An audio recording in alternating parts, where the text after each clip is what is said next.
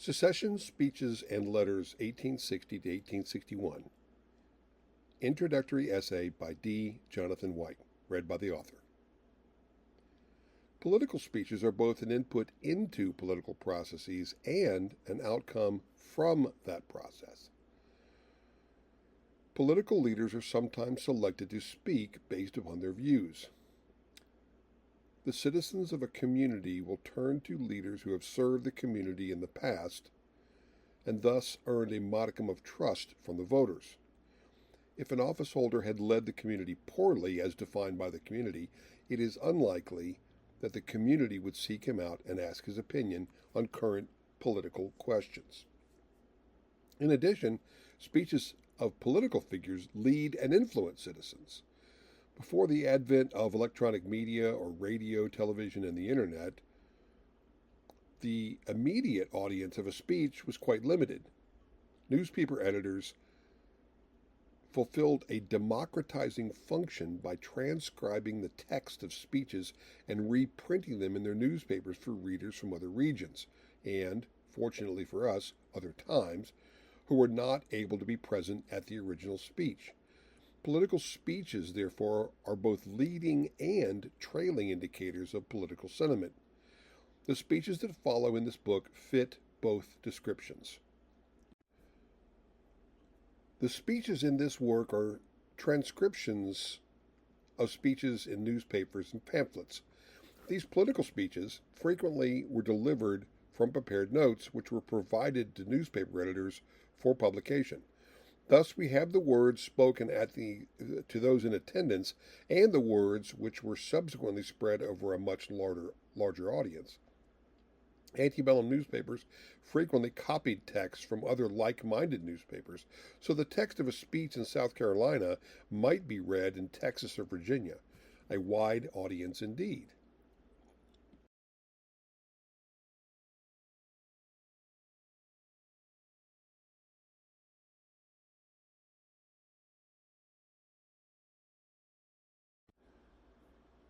What do these speeches show us? In the period between October 1859 and April of 1861, Southern citizens came to a variety of conclusions about the political situation of the United States, but most came to favor leaving the Union. Voters assumed a number of positions as to what to do about the political crisis of the late 1850s. Some, such as William Lowndes Yancey and Robert Barnwell Rhett, favored immediate unilateral secession.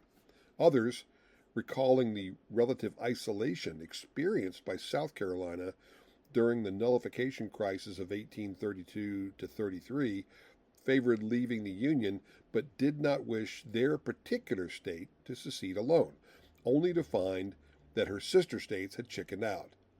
Such a state would face the combined might of the United States alone and would surely lose if the question was resolved by force. These voters favored what may be called hold hands and leap together secessionists or cooperative secessionists, and were called cooperationists. These men generally opposed immediate unilateral secession, but did not oppose secession per se. A cooperative secessionist is still a secessionist.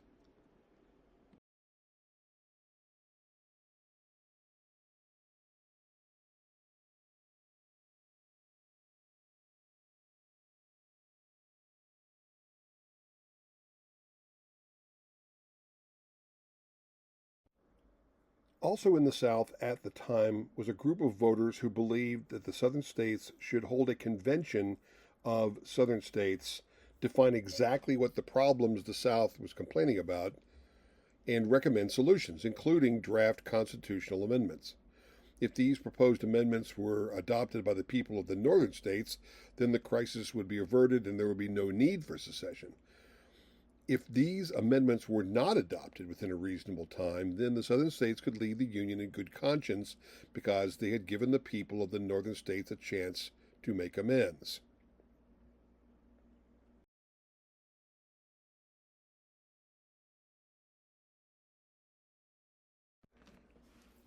The final category among white Southerners during the secession winter of 1860-61 was that of unconditional Unionists. These were men who felt that it was unconstitutional for a state to leave the Union, or, at any rate, that point was not yet nearly achieved as of 1860. The number of these men was probably small and concentrated in western Virginia, eastern Tennessee, western North Carolina, and northern Alabama and Georgia. James Eason of northern Georgia was one of them. Eason went to the polls in January 1861 to elect a delegate to the upcoming Georgia State Convention. Eason went away not having cast a ballot at all because he could not find a candidate pro-Union enough for his taste. Presented with the alternative of an immediate secessionist or a cooperationist, Eason refused to vote for either. There was only 5 or 6 days difference between them, Eason said. The manner in which Southerners adopted secession is easily discernible. The mechanisms were widely known at the time, but receive scant attention today. In 1787, conventions of the people of the states embodying the sovereignty of the people of that state had been the mechanism through which the people had ratified the Constitution of the United States. In 1787, when state conventions had been proposed as the proper method for ratifying the Constitution, James Madison himself had said that, quote, the people were, in fact, the fountain of all power, and by resorting to them, all difficulties were got over. They could alter constitutions as they pleased.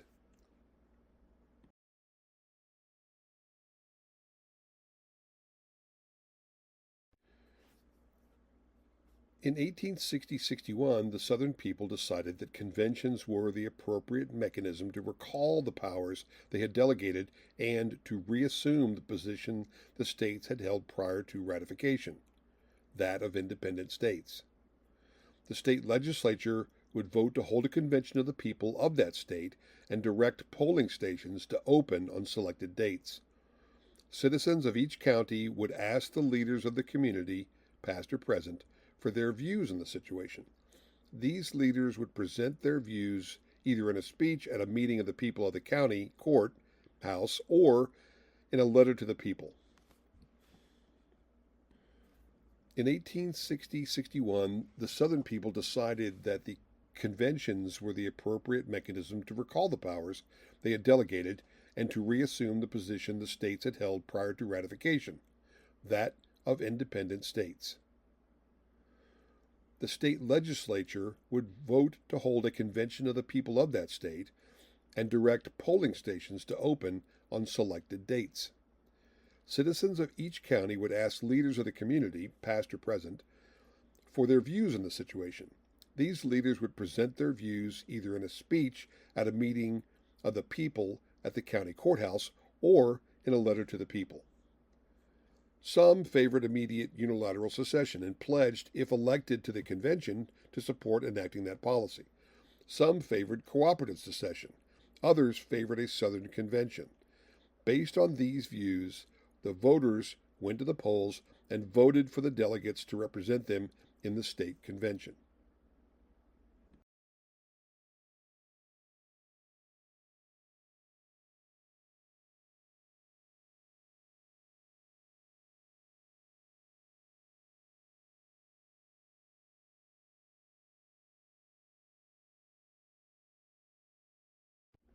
Here, case studies illustrate the process. In Anderson District, South Carolina, members of the state legislature and the district's congressional delegation urged South Carolina to leave the Union immediately and unilaterally. Once out of the Union, South Carolina could form a new confederacy with other seceding states. The district elected delegates dedicated to immediate unilateral secession, and this was the policy the delegates pursued in the state convention. In Calhoun County, Alabama, the local leaders called for the precincts of the county to send delegates to a county convention, which had no legal status other than to gain the sense of the community, at which local political leaders would speak and the county would select nominees for delegate to the Alabama convention. At a meeting in the county seat, Jacksonville, 3 candidates pledged to support immediate unilateral secession and were nominated. At a separate meeting, took place in the town of Oxford, also in Calhoun County, which selected a slate of candidates for the Alabama Convention whose announced policy would be to call for a convention of the southern states to demand redress of grievances. If the northern states would not give redress, then Alabama could, in good conscience, leave the Union. Thus, the voters of Calhoun County had two clear choices: immediate unilateral secessionists and Southern Convention conditional secessionists. In the voting on Christmas Eve, the voters elected immediate unilateral secessionists by a majority of 3-1.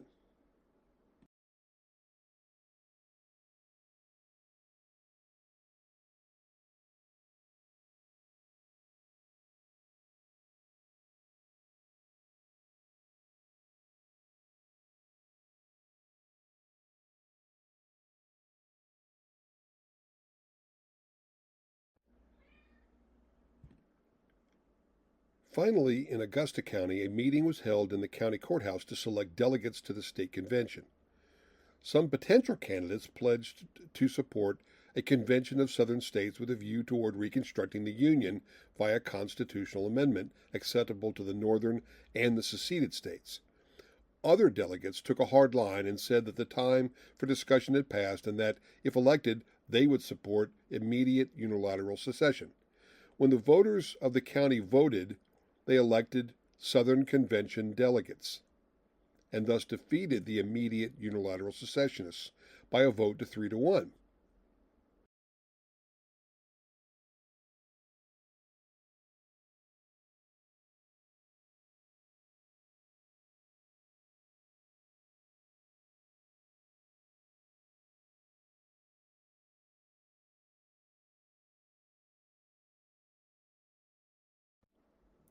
Something of a cottage industry has come about to discredit the democratic nature of these conventions. The facts, however, do not support the contention.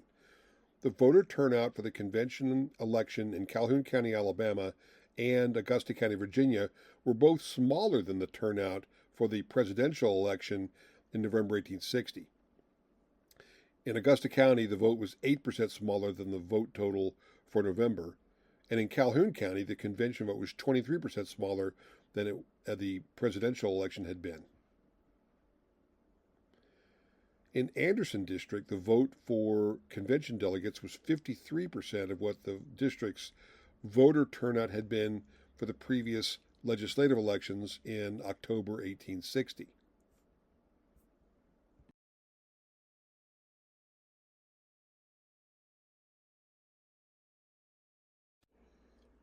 More to the point, the voters in these conventions elections had choices. The candidates assumed publicly stated positions, and the voters selected their representatives based on the positions of the candidates. Public speeches such as those in this work were crucial in the functioning of that process. More to the point, the voters of these convention elections had choices. The candidates assumed publicly stated positions, and the voters selected their representatives based on the positions of the candidates. Public speeches, such as those in this work, were crucial to the functioning of that process. It was through these speeches that immediate unilateral secession voters knew which candidates reflected their views, and the voters inclined to a go slow approach on secession knew which candidates shared that position.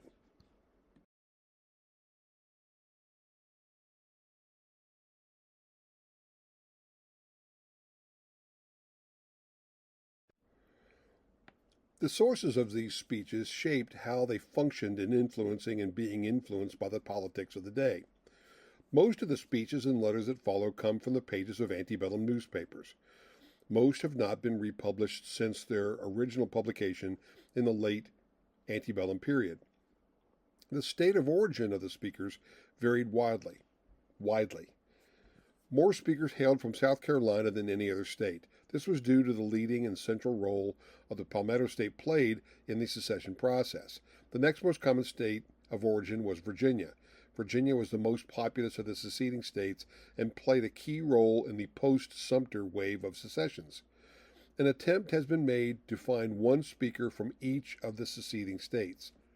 Further, since political actors' opinions are never static, the speeches come from a range of time, starting with John Brown's Harper's Ferry raid and concluding with the immediate post-secession era.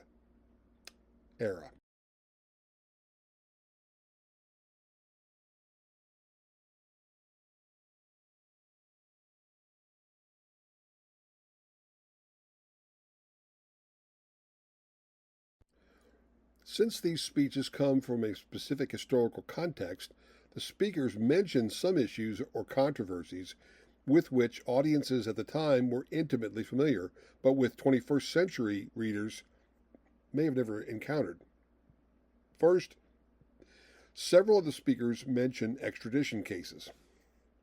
In the aftermath of John Brown's raid on Harper's Ferry, several members of Brown's party escaped. Two, John Cook and Albert Hazlitt, were captured in Pennsylvania. When Virginia Governor John Letcher requested their extradition, Pennsylvania's Governor Packer, a Democrat, sent the raiders back to Virginia, where they were tried, convicted, and executed. One raider, Barclay Coppock, an Iowa Quaker, returned to his home in Springdale, Iowa, and was living there openly. When Governor Letcher requested Coppock's extradition, Iowa's Republican Governor Samuel Kirkwood refused to honor the request and actually used his office to warn young Coppock that Virginia was seeking his extradition. Coppock escaped to Canada. Two men, John Merriam and John Brown's son, Owen Brown, were living in Ashtabula, Ohio. When Governor Letcher requested their arrest and extradition, Ohio Republican Governor William Dennison refused to honor the requisition. The United States Marshal in Cleveland, Matthew Johnson, informed Letcher that he could not make the arrest himself, and Dennison had made it clear in his inaugural address that he would not do so. Merriam and Brown escaped prosecution. Southerners contrasted the behavior of a Democratic chief executive and that of Republican chief executives, and argued that a Republican president, if elected in 1860, would behave like the Republican governors. The next issue that the speakers referenced was that of the Texas Troubles. In the wake of Harper's Ferry, some Northern Republicans had hinted that Northern anti-slavery activists would take action into venues other than the ballot box, or that a Republican administration would not actively oppose violent anti-slavery across the South. In the summer of 1860, a series of suspicious fires broke out across northern Texas and the Austin area. On July 8th, downtown Dallas burned. On July 21st, 1860, a plot to burn the town of Waxahachie was reported. Private dwellings and business places were burned or fires set in Glasscox's Mill, Chapel Hill, and Austin. The town of Henderson was almost completely burned to the ground. Conspiracies were reported across the state. Historians still debate whether a real conspiracy existed or not, but white Southerners across the South were concerned about the possibility of a slave uprising and a conspiracy of white Northerners to sponsor one. Regardless of whether the Texas Troubles were the result of an actual conspiracy or a series of accidents, two things are clear. Some Northerners had said publicly they would sponsor such conspiracies. For example, after Harper's Ferry, John Brown was arrested, Governor Wise received anonymous letters from the North. One Northerner wrote, "Be careful what you do to Osawatomie Brown. So sure as you harm a hair on his head, the following day you will see every city, town, and village south of Mason-Dixon's line in flames." Another wrote if John Brown were hanged, the South would experience, quote, "revenge, revenge, revenge. Every Southern city shall pay a penalty. Already begun. The torch, the torch, the torch."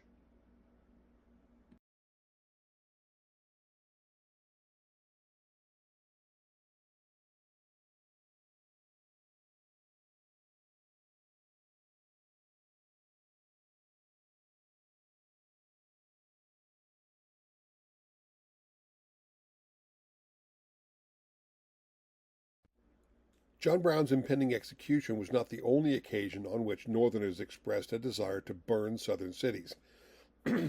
On July 27, 1860, the rabidly Republican Chicago Democrat warned Southerners that, quote, there are men in the North who would find secret entrance to the Southern states and there aid the slaves in the work of organizing and preparing for insurrection.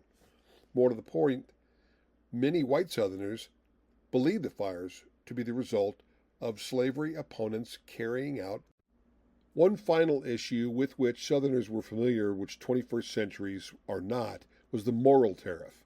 In the spring of 1860, the Republicans in the House of Representatives passed the Morrill Tariff, which substantially raised tariff rates in the United States. The bill died in the Senate, but the gauntlet had been thrown down. In the ensuing elections, the Morrill Tariff achieved one of its goals in that it helped the Republicans win the state of Pennsylvania. Once the Deep South seceded and took their free trade senators with them, the Republicans succeeded in getting the bill through the Senate. President Buchanan signed the bill into law 2 days before the end of his term. This bill greatly increased tariff rates from a level designed to raise revenue to a tariff level designed to protect American industry. Strict constructionists of the Constitution had long argued that the former was constitutional and the latter unconstitutional. The new, very high United States tariff would go into effect on April 1, 1861.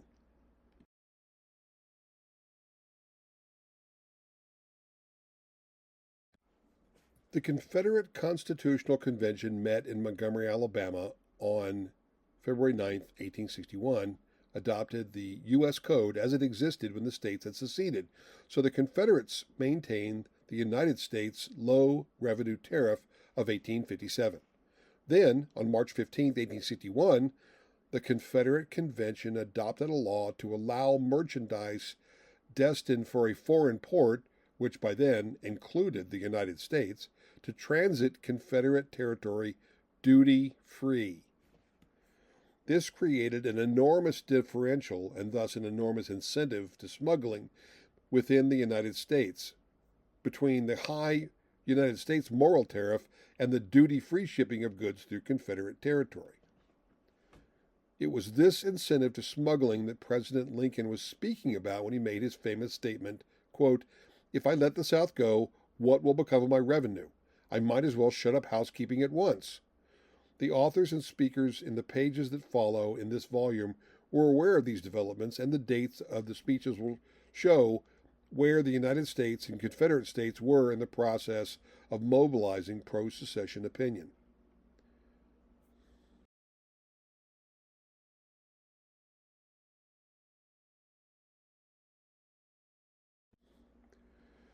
An ocean of ink has been spilled on the causes of that unfortunate war.